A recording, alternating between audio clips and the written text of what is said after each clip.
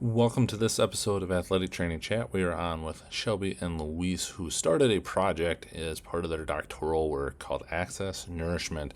And it's really a unique concept that is focusing on addressing a lot of areas around nutrition and access to information, really geared towards athletic trainers and the lives that we can lead and how it comes to finding access to quality food that isn't necessarily super high in calories, just to be able to work it into your day. And also discussing food insecurity and how that impacts not only athletic trainers, but the patients they care for across so many spectrums of the patient populations that we work with. So, really interesting concept. They're just at the beginning of it. So, we're looking forward to seeing what happens with it in the future. As always, thank you to Mueller Sports Medicine for powering this podcast and Healthy Roster for supporting us as well. Check them out for your sports medicine and EMR needs. And also, if you're looking to find some CEUs, check out clinicallypressed.org courses to really take a look at a bunch of free CEUs in partnership with AT Corner podcast and To the Bone podcast, amongst others, to get your CUs. We have a bunch of free ones and then some very, very affordable paid ones as well. But without further ado, please enjoy the episode.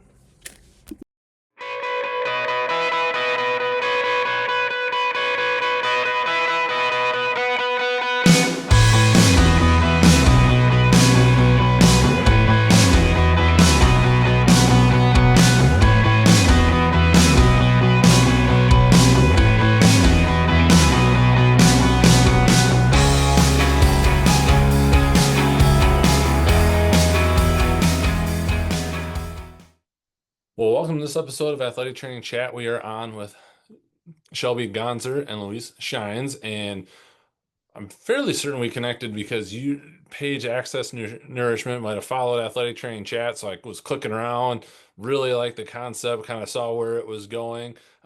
Shelby and I hopped on a call just to kind of go over everything and found out that is definitely not the finished product by any stretch of the imagination, but got some more background on everything. It was really interesting what you're trying to do. So we wanted to get them on the podcast to talk about it. But before we get into all that and how it got started, Shelby, I'll turn it over to you first if you just want to fill in a little bit of background about yourself.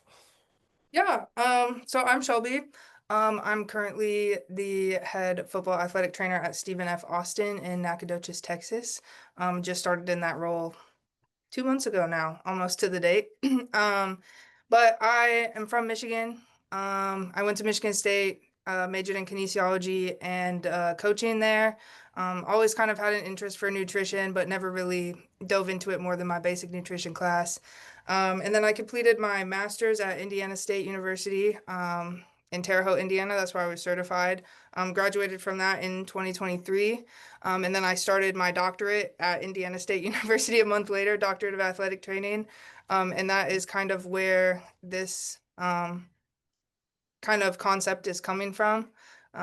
There is one of our doctorate assignments, which we can get into a little bit later. But yeah, so that's a little bit about me. I'm in Texas now. Yeah, Quite the shift from Michigan and Indiana. it is. It is quite the shift. It's a lot warmer here. It's nice. It's gonna be like 97 today and pretty warm tomorrow. We have our spring game tomorrow, so it'll be Lived nice. in Oklahoma for a couple of years, and I remember the summers, and I was like, I'm not sure what I'm doing down here. I'm from Minnesota and Wisconsin. This isn't meant for me. Mhm. But Luis, Awesome. Thank you for your time today. I am Louise T. Shines. I am a kid from Chicago. I received my bachelor's in kinesiology from the University of Illinois at Chicago. I too had the lovely opportunity to travel to Texas for 2 years and experience some of that heat and good weather that was not Midwest weather. I was a Texas Tech Red Raider for 2 years where I worked on my master's in athletic training. I then found myself back in the Midwest for 10 years as the head athletic trainer at Soft Bend Clay High School. I also worked 3 years as a health and wellness educator in the classroom. So that was actually pretty fun and a different change of pace for me as well. I moved to Indianapolis shortly after finishing up a 10-year bid in high school. Wanted to try something different, so I went into the industrial setting. where I spent the last 5 years and really had a really good time in that role. But my PhD led me to Terre Haute, where I am now working as the head athletic trainer out at Paris High School. So I have found my way back to the high school setting, which I would have told you 3 months ago would have not happened. But I too am like Shelby. I just started within this new role in less than 60 days ago. So it has been definitely a really good experience. I am very excited to be there because I have a lot of very excited parents, coaches, and staff to have me there. So you can't help but to feel that excitement with them for them to have a consistent athletic trainer there and someone to take care of their athletes. So that is where I am in my career rise and just chugging along in my PhD. I am actually in my second year. So that is very exciting. I'm coming close to finishing up my coursework and will be starting my dissertation soon. Fantastic. I'm in the I need to defend my pre-proposal part of the dissertation. So I feel you. I'm in the middle I'm seeing the light at the end of the tunnel in theory, and hopefully it's somewhere nice, not a It is fire. nice. The light is nice. I'm in the light. I'm in the light 14 days. 14 days. I keep counting. The guys are starting to call me Doc around here already. I'm like, you gotta Oh, wait 14 days. 14 days. We don't let's not jinx it or get ahead of ourselves. I know. So Access Nourishment is what kind of caught my eye. Can you give a little bit of history on how just the idea and the thought process in it came to be? Yeah, it's actually a class assignment. Um, in the last year of the DAT, and then Luis is in one of our classes as well. It kind of crosses over. They have us do this big like advocacy project, and that's the guideline essentially, like pick an advocacy project. And Louise had sent out an idea, and I'll let her touch on like her little idea for this because she had sent something out about like obesity in high schools, and I was like, well, that's great, that's awesome. That doesn't apply to me because everything's about me. So how can I use this? No, I just have a very mindset of like if I'm going to commit to something, I want it to apply to me. I want it to apply to a lot of people. So Sure. I was like, that's great. I don't work in high school. That doesn't apply to me. How can we expand on this? Because I love the idea. I love what she was going for, like the message behind it, everything. And I said, you know what? Like, how can we make this useful for everybody? So that's kind of where we expanded into looking at nutrition, looking at, you know, as athletic trainers, like we also don't have super awesome nutrition. I have a desk drawer that has a box of Cheez-Its in it, some rice cakes and peanut butter, and that's usually what I eat when I'm at work, because that's what I have time to eat, right? So I think a lot of athletic trainers are in that space, as well as not everybody has access to a nutritionist. Not everybody has access to that correct nutrition. And that's something stepping into this new role, like we don't have access to that. And they had asked me like, hey, we want you to work on putting some of these nutritional resources out there. So we kind of combined Luis's original idea and kind of expanded on it to match and work for, you know, high school level kids. So we are still getting that piece of nutrition out there. It can work for parents, it can work for athletic trainers, it can work for just physically active. We are just trying to expand it and have it be accessible to as many people as we can possibly reach. And taking it to social media to kind of get it out there. And then the website is something that I was really passionate about, trying to get it on a website because, you know, we have all these resources, we have all these things for these patients to do like when they're with us, but what do they do when they leave? I wanted something where they were like, hey, you know, 5 years down the line, like maybe, I don't know, they're like, oh my gosh, I remember like my athletic trainer at SFA had this website, like let me go check to it, like let me go back and get access to those resources. So that was kind of where the website part and the social media part kind of took off, I guess. But that was kind of how we expanded on it. If Louise wants to add her perspective on where she got her first initial idea or anything else. No, that was actually a perfect interpretation of how we came together to work this from all angles. And that was something that was important to us all once we really wanted to take on this role. Again, that was just my original thought. So I was very excited to be with Shelby, who allowed me to think outside the box with this as to how we can reach everybody. And another little piece of the puzzle that we also did with this advocacy project was to do an email campaign.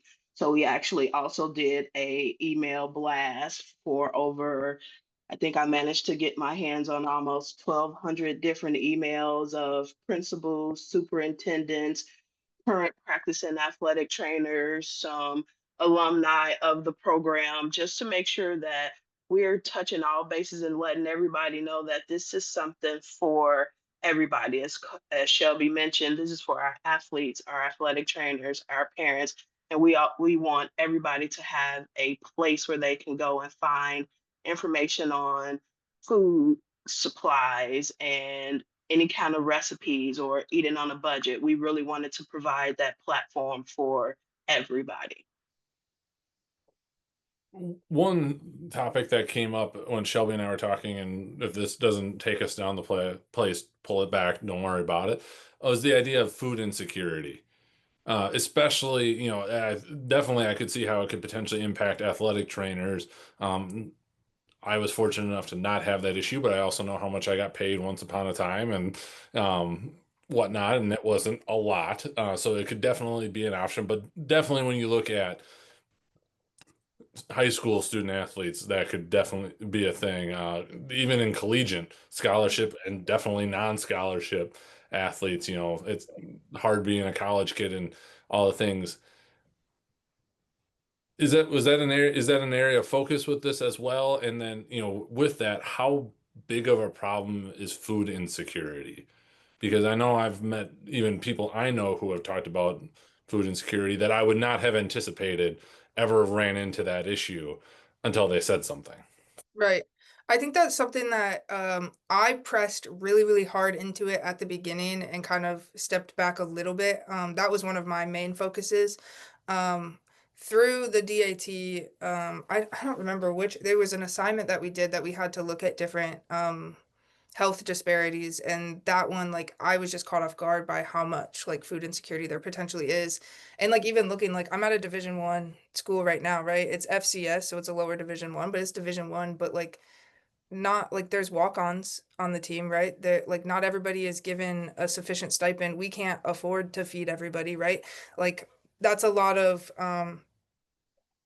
like even Division 1. So then you think about like lower levels too, right? Like these some of these kids can't afford to college unless they're on a scholarship for a sport, right? So they're on a scholarship for a sport, but they still have to meet, they still have to eat, they still have to live, they still have to XYZ. So, and then again, that can happen at high schools, that can happen like with athletic trainers, whatever. So we just really wanted to be as inclusive as we could with stuff. One of the things that I had mentioned, which we haven't, like we kind of mentioned in the beginning, we both started new jobs. I'm finishing my doctorate up, finishing my manuscripts and things up. So we have a lot of ideas and a lot of places we want to take this. And one of the things that we wanted to do is when we are posting those recipes and things like finding stores like Aldi. I think Aldi's pretty nationwide to a certain degree, but Aldi has like different like weekly ads, right? So like just posting things like you can get at Aldi or like just looking at like cheaper recipes that are still like fulfilling and still nutritious, but like on a budget. And I think that's where sometimes people, because I even catch myself saying it. Like I remember when I was in undergrad, my mom would be like, "You need to eat more fruit," and I'm like,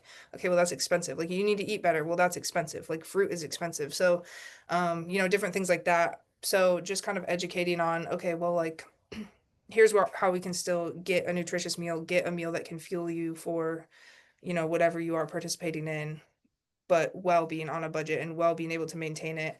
Something that we did post on there was access to, that is one area that is actually filled out pretty decently on the website right now, is access to local food pantries, access to national like food pantries, how to find them in your area, how to find resources like that within your area, and some of those kind of things. So that is something that I'm very passionate about, because I think people don't think about it.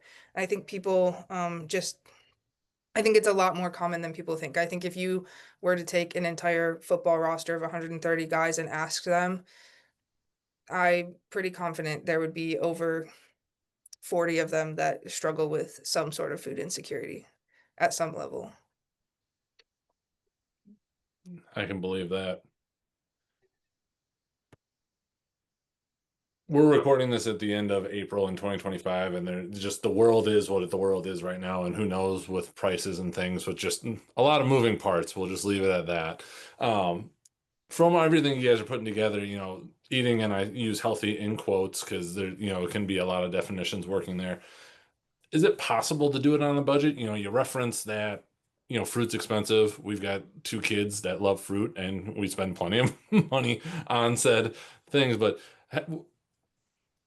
can you do it? How is it possible, especially with the busy schedule? I understand the Cheez-Its thing, except I eat a whole box as a serving, so I understand that one. Not much of a governor when to slow me down on that. But what does that look like, and like tips that you guys have come across as you've been digging into this? Aldi, we are fortunate enough in our area to have a Trader Joe's, which is relatively affordable comparatively, that you've come across that, both patients and athletic trainers can implement. Well, I think you kind of answered your own question when you said we need a budget. It is going to definitely be important to have a budget for yourself and your family and figuring out those things that you like and you enjoy to eat and how you can get those items on a budget. And unfortunately, with the food insecurity, we may continue to see a rise in it with a big, what, $1 billion budget cut we just had to different food farmers and potential school lunch programs. So our goal is to really help individuals find what is within their budget. So one aspect of the website that we would like is that people can reach out to us. Hey, I only have $100 budget for the month. What could this look like to really eat on a budget? And it comes down to really figuring out, okay, I love fruit.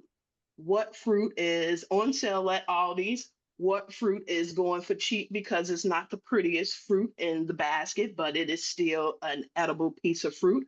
So being able to lead people to those resources and even helping them on an individualized basis, because as you mentioned, we even as adults may have those issues every once in a while where our budget is out of whack with the increase in eggs and the increase in this and the increase in that.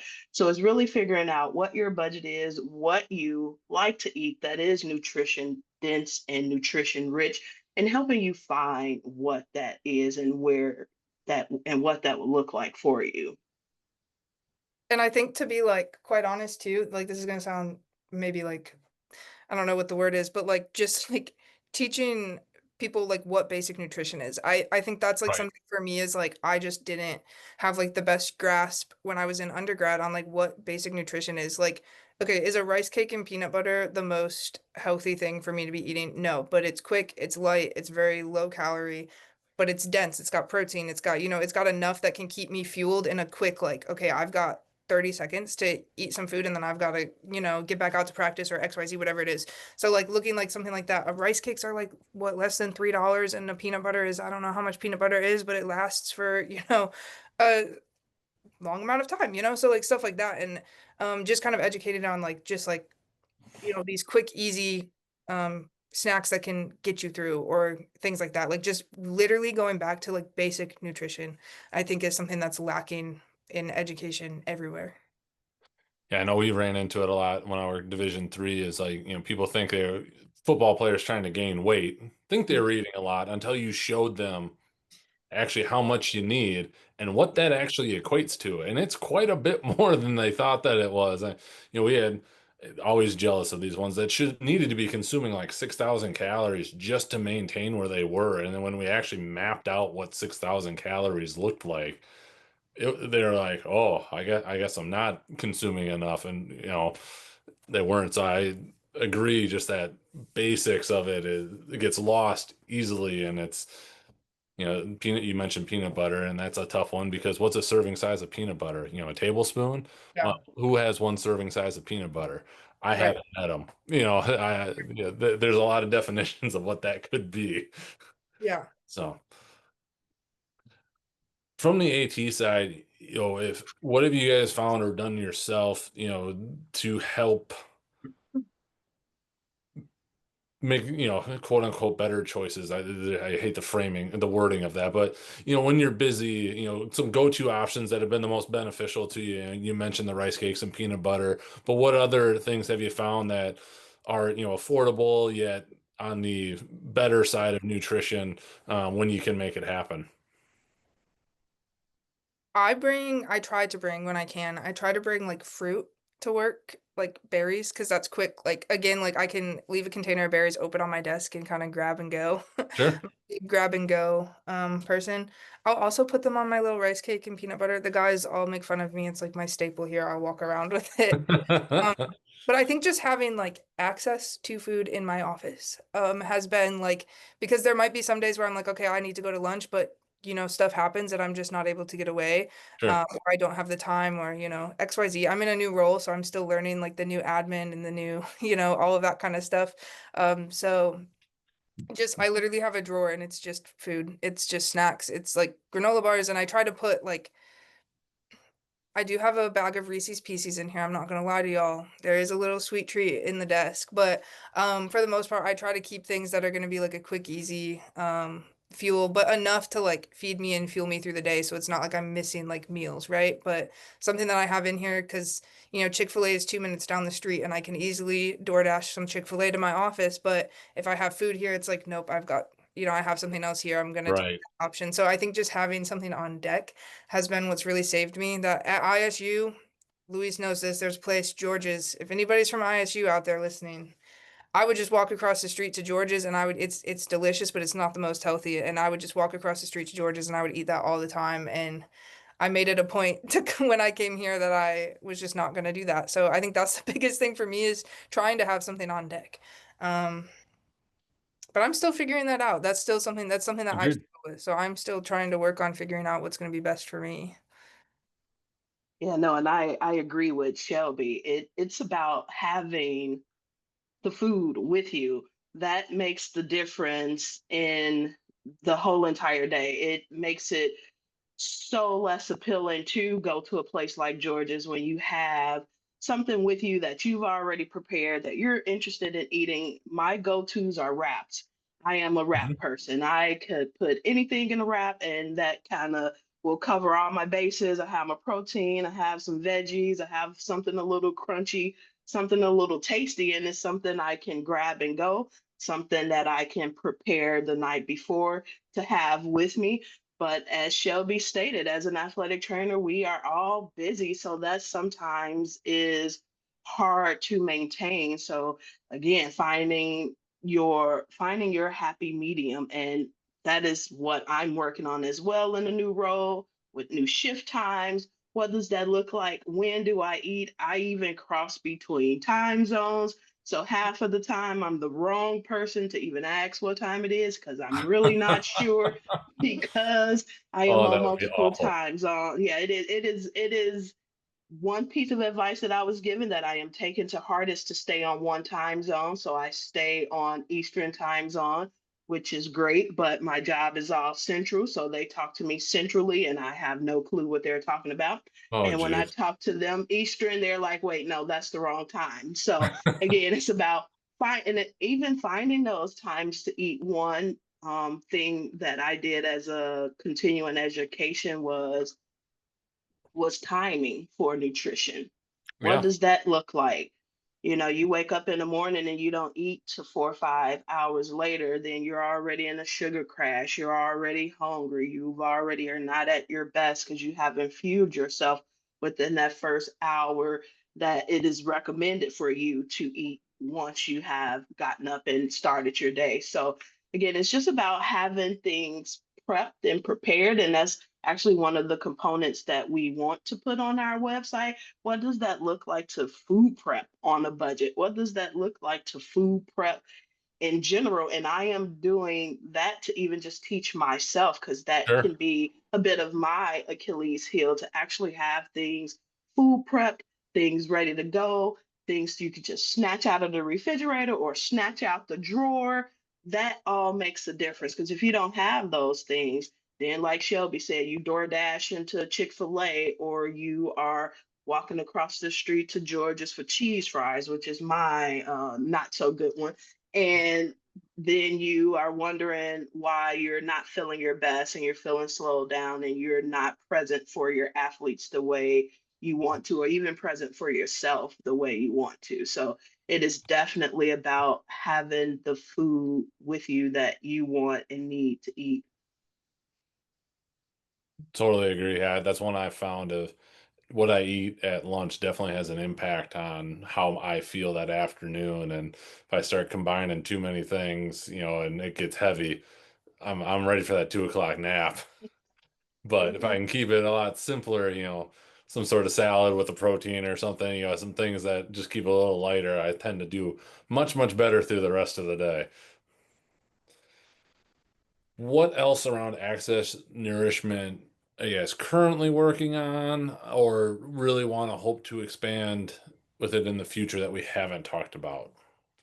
I think something that we are currently working on and it's like half and half on the website right now is looking at different. I know we posted for like Ramadan, like just different things, considerations for like the fasting athlete, or things like that. Because when they're fasting, we've got to consider how we can get them through safely while respecting their religion and Yep. everything.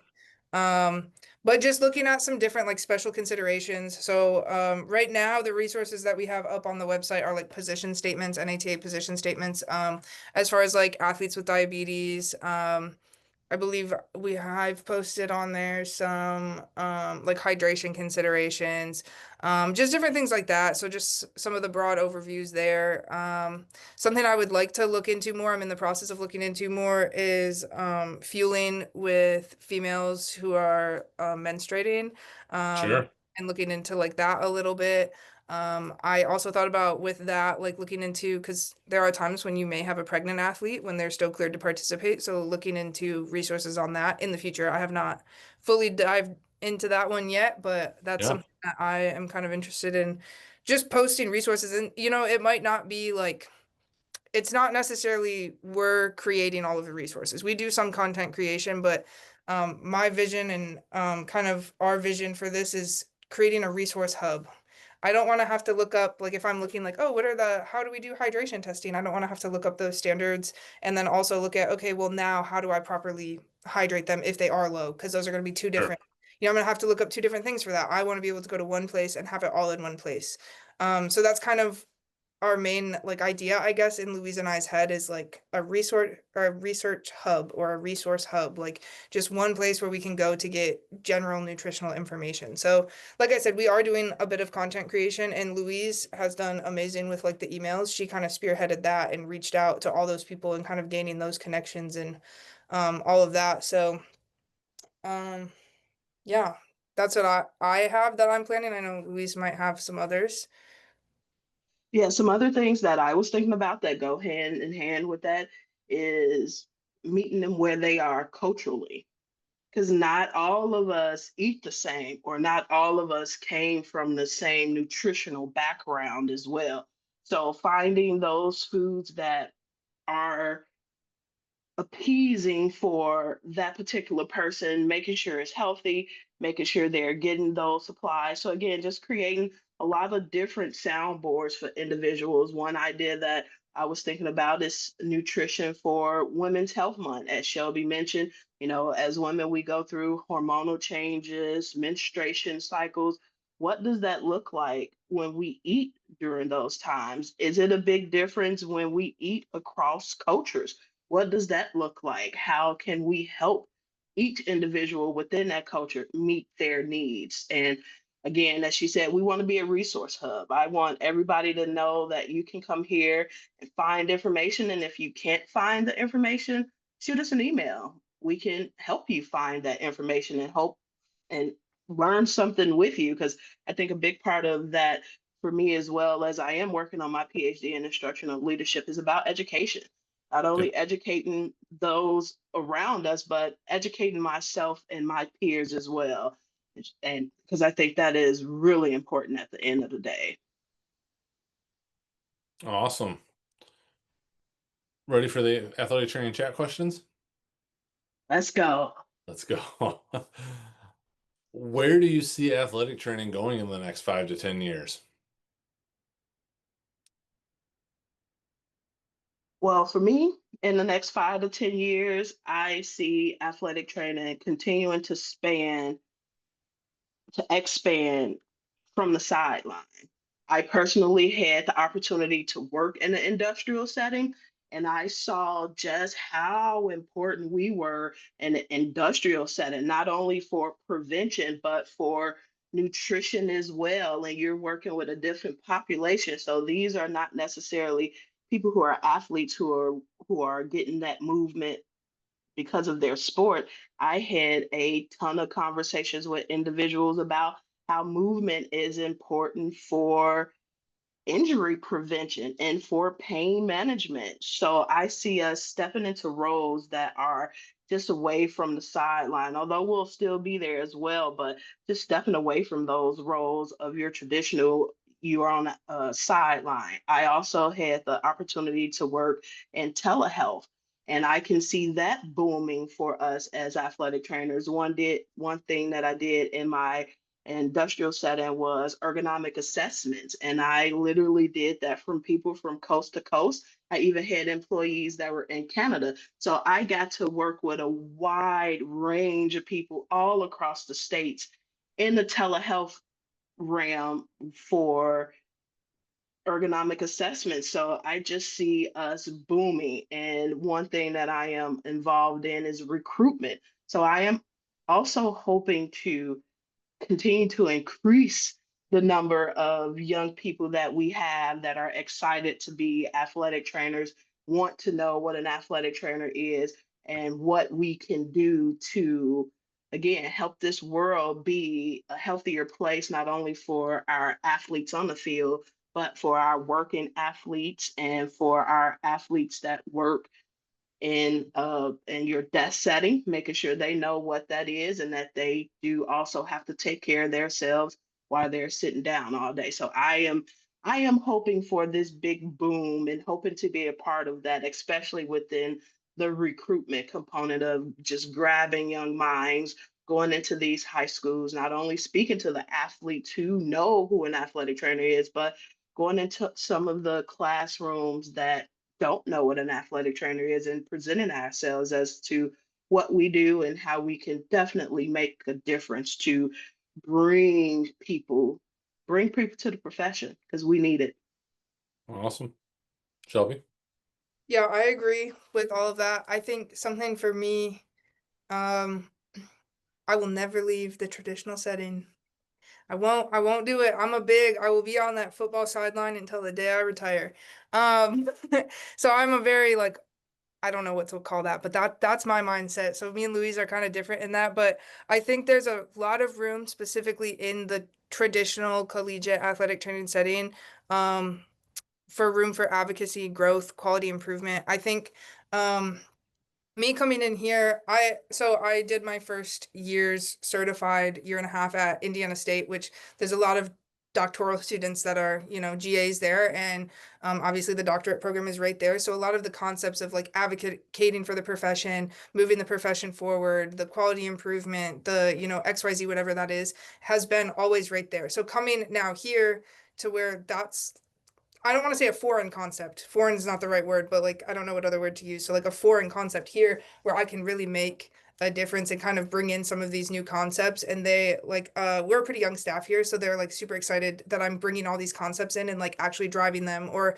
they've had like, oh, I've wanted to advocate for this. I've wanted to do this. This is something I want to change in my practice, and they just didn't have the full tools or knowledge to do that. And so I've been able to kind of bring that in and progress it forward.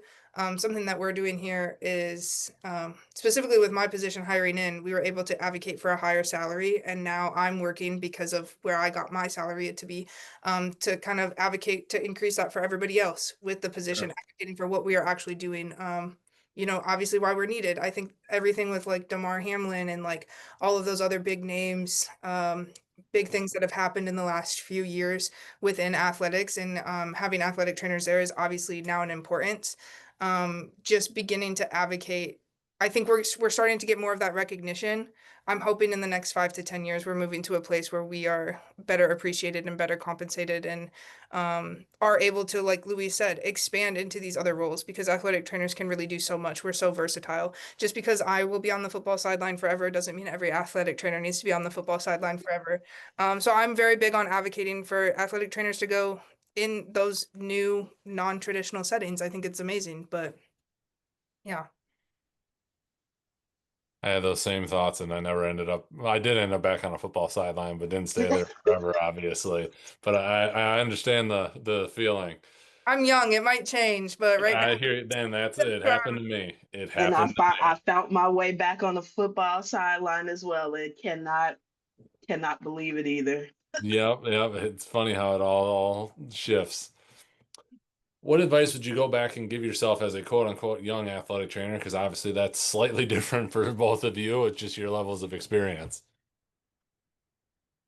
well, for me, I still am a young athletic trainer. Yep. So, I think the biggest thing for me is just take something from every situation. You're not always going to be in the best place. You're not always going to be liked by everybody. You're not always going to have the support you need. Um, Figure out what you can take from that space, because you can always get something. Whether it's how not to do something, um, whether it's how to deal with conflict, whether it's XYZ, what can you take from that space? Try and find the positive in it, and don't let whatever situation you're in that may be negative ruin your entire mood, ruin your entire everything. Something that I am still struggling with, and I'm excited to learn about myself as soon as I'm done with school. I just feel like I can't do this right now because I still have school and I'm learning a new job and everything, but is find something outside of athletic training. This has been something that the DAT professors have been ingraining in me since I was a master's student at ISU. I don't know, I really truly don't know what I am without athletic training. I really don't know. I didn't know what I was. If you would have asked me that 2 years ago, I did not know what I was without being a football athletic trainer. And I spent my first year certified working track, and that was really hard for me at the beginning. It was like, no, I'm supposed to work football. Like, what am I doing with track? And it ended up being one of the most beneficial experiences to this point. I learned so much from that. I'm so grateful for that experience. I would not go back and change it at all. So just finding like that's not where I wanted to be. I did not want to be with track. Track and football are so different, but what can I take from that? And it ended up being a very, very positive experience, like I said. So just believing in myself, believing in my path, my process, um, just looking at what I can gain because we're lifelong learners. Obviously, I continued my doctorate. I wanted to keep learning, but even when that's done, like we're lifelong learners. So just trying to find whatever you can take from every situation and keep believing that it's going to get you to where you want to be.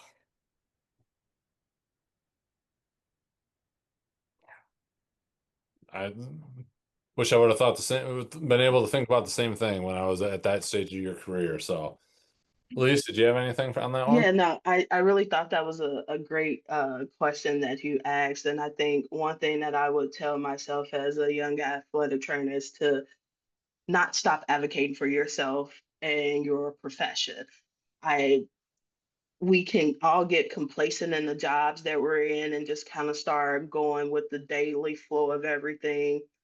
Even in the midst of that, find ways to advocate for yourself, your athletes, find ways to be of quality improvement to the companies or whoever you are working with. One thing I will also tell myself is to continue to make intentional relationships.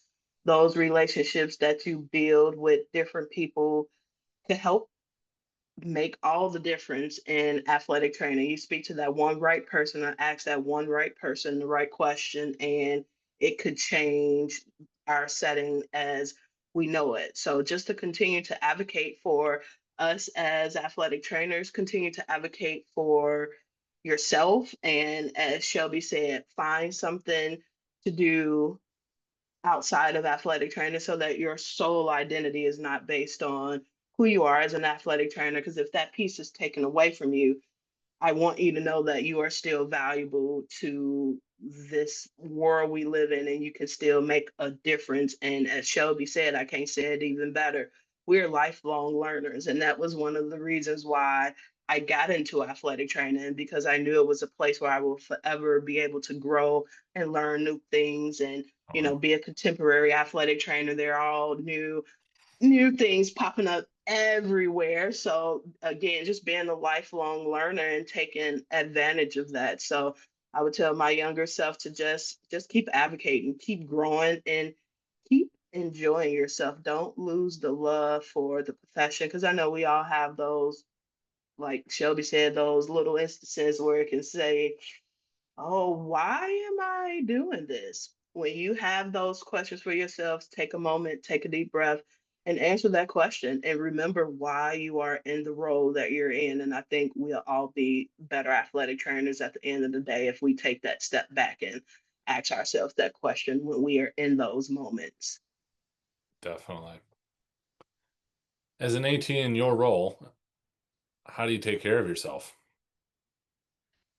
I am trying to take better care of myself by establishing myself here in Terre Haute. That has Sure. been a little different, but I too am wanting to get back into things that I enjoyed, which is group fitness. I am also a group fitness instructor. So I am trying to get back into that, because that at the end of the day not only helped me take care of myself, but helps me take care of other people as well, which I kind of tend to have a thing for, liking to take care of other people. So I definitely want to take care of myself in that aspect. I'm also finally trying to find a Pilates studio out here. So Shelby, if you got any tips, let me know. I'm a huge Pilates person and also am a Pilates instructor. So I'm trying Nice. to get back into that as well. And a huge part of why we created Access Nourishment is because I am trying to again eat better. I know the food that we put in our body makes the difference. And the older I get, the more relevant that come. I was like, oh Yeah. wow, okay. So yeah, no, you are not the young 20-year-old anymore that can just eat what you want and work out and it's gone. And I would argue with you 10 years ago that it don't matter what you can eat whatever you want to eat as long as you're moving. No, that is not a thing. That is really hand in hand. I'll almost probably tell you, like I was told then, it's 80% what you eat, 20% how you move. And I Yep. would argue with that all the time. No, no, no, it's the opposite way. But yeah, no, that is truly a sound bit that people should listen to, and learning what they're putting in their body and how their body responds to certain things, so that you can stay healthy and active the way you want to. What about you, Shelby? How do you take care of yourself?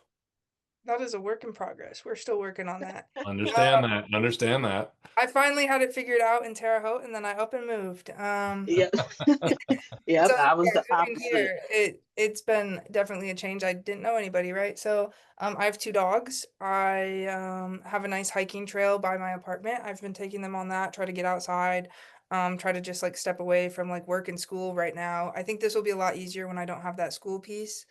Um, I would like to get back into yoga, but right now I come into work pretty early, so morning yoga is not my friend right now, but that's something that I'm hoping to get back into, or Pilates or something, maybe in the evening when I don't have school.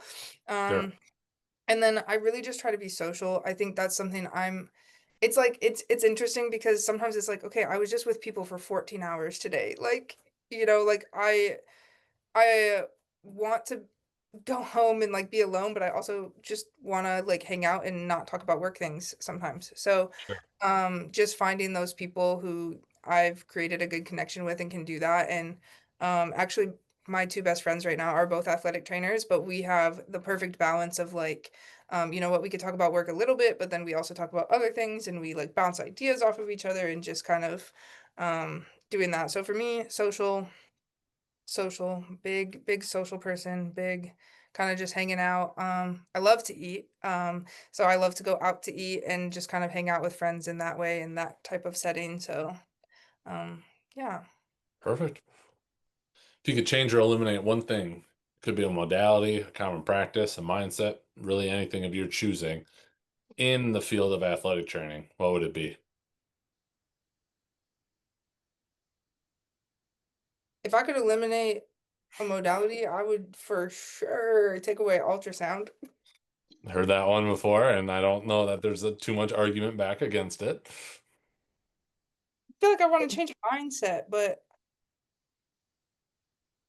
I feel like one mindset, this is like something that like the mindset that like obviously like we don't always have to be here, right? We're not on call 24/7. We don't Right. always have to, um I think that there's a stereotype that football athletic trainers are really, really bad at that, and football athletic trainers can't have a work-life balance and can't you want to work football, so you're not advocating for the profession because what does football do? You carry water, you're there 14 hours a day, you're, XYZ. I think that's something that I've heard a lot.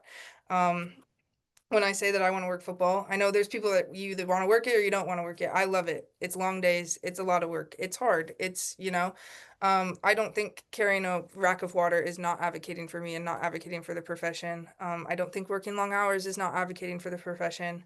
Just because that's not what you would do, doesn't mean that's not how, I portray myself and I do that. I think this is, I guess, going back to like what how I see athletic training in the next 5 years or like changing like that kind of vibe. But I think like I do a really good job of advocating for myself in this role. It's different, it's harder. It's, every role, every athletic trainer has their own challenges, right? But I think the mindset that, just because you're working football, you're working long hours, you are relatively available for most of your day, doing things like that, the mindset that that is not advocating the profession, that is not pushing the profession forward. I would love to change that mindset. I don't know if you guys have heard that. That's something that I heard a lot, going through my education, saying that I wanted to work football and stay in this space. But Sure. Well, one thing, well, maybe two things that I would kind of like to change or, kind of just always try to educate people on is our ice modality and the modality of tape. OMG, the amount of people that, oh, I'm hurt, I need a bag of ice. Oh, I'm hurt, I need my ankle tape. If I could change that, I would. Yes, our principles of taping are extremely important, and some are better than others. And I had a professor that was all about not taping anything. He wouldn't tape anything. So having that perspective from him and how that can truly look and still keeping your athletes healthy and getting them back to a place where they are physically active without any tape involved. And I had another one that never used ice, absolutely hated the concept of ice. So that was just not a modality that she would even go anywhere near. And to hear her success without that, I was like, oh, so, it can be done. So just educating people on better ways that we can keep them healthy and better ways that we do that as an athletic trainer that crosses across all boards. You'll see a little bit of the PT, you'll see a little bit of the orthopedics that, we can do a little bit of everything and more than just throwing a bag of ice on an individual or taping an ankle all day. But now again, don't get me wrong, does that have those benefits and needs? Absolutely. And it can be a Friday night, and I'm sure I'll have one here coming up soon where I'll probably take more ankles in a night than I ever would want to. But again, we need to educate those individuals on what that looked like and the purpose behind it and how it's really going to benefit them at the end of the day. I feel that to the core. Absolutely. The last question, this is the big one. What does being an athletic trainer mean to you? Being an athletic trainer means I get to take care of people and I get to educate people, which are two main things that I absolutely love to do and I find joy in. Being an athletic trainer to me means I get to continue to educate myself because I have to be a lifelong learner. I have to be an individual that is staying with the times and staying with the new technology and modalities that are coming up. So that in itself just means a lot to me, and it means that I get to be me at the end of the day. And that is something I truly enjoy that this profession allows me to love what I do daily. And that is taking care of individuals, making sure they're healthy and happy to do what they want to do, and educating them into what that will look like. So That's what being an athletic trainer truly means to me. Shelby? I think it's like everything to me. I'm still working on getting out of that mindset that like I'm Shelby the athletic trainer. Like what else is Shelby? I'm still working to discover that.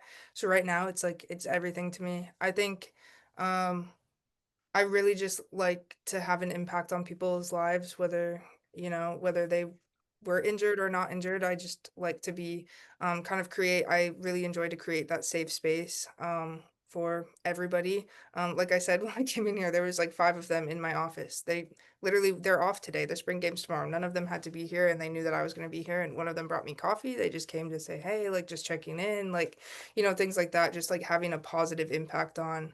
Um, their lives, their, journey, their path, whatever that may be, and kind of just being able to do that just as much as they do the same for me. I think I didn't realize how much of an impact the patients that we work with can have on us as we grow and as we kind of continue on. But as Louise touched on too, like just educating. I really love to educate. I love patient education. I love to do patient education. I love to be a preceptor. Um, I love to educate like my coworkers just as much as I'm learning from them. They're learning from me, and I'm bringing in new concepts and just being able to do that. And I think athletic training just has a really unique avenue to do that and reach a lot of people. So I think that, yeah. Awesome. From both accounts. With that, if people wanted to reach out to you guys, follow you either individually or part of Access Nourishment, what would be the best places for them to do so? And we'll link all that stuff up in the episode page. Yes, we're on Instagram and Facebook. And then we have our website, which is hyperlinked on both. The Instagram is Access Nourishment 1 is the Instagram at. Perfect. Facebook is Access Nourishment. And you personally, if people wanted to connect with you, is there a best place? Probably Instagram for me or not Instagram. I don't really get on Facebook. I'm not gonna lie. I get on the Access Nourishment Facebook, but that's about it. That's what's like on my phone right now. I don't even have my personal one. Understand.